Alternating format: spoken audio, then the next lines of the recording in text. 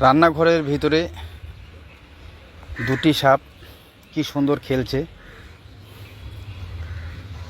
তবে এই সাপ দুটো কিন্তু রান্নাঘরে ছিল না, এরকম করে খেলতে খেলতেই রান্নাঘরে ঢুকে গেছে। আপনারা দেখা পাচ্ছেন যে রান্নাঘরে উনুনে জল বসানো আছে, গামলার মধ্যে চাল রেডি।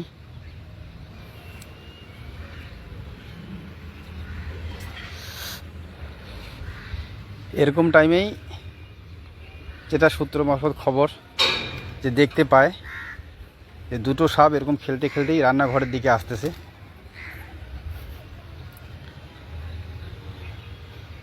তারা রান্নাঘর থেকে সরে যান এবং সাপ দুটিকে কোনো ডিস্টার্ব না করে তারা বাইরের থেকে ভিডিও করতে শুরু করেন।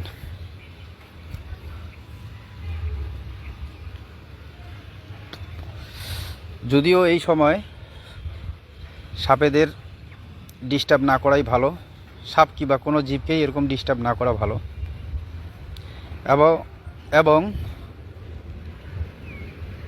বাড়িওয়ালা খুবই ধৈর্য এবং ভালো মানসিকতার পরিচয় দিয়েছেন এই ভিডিওতে।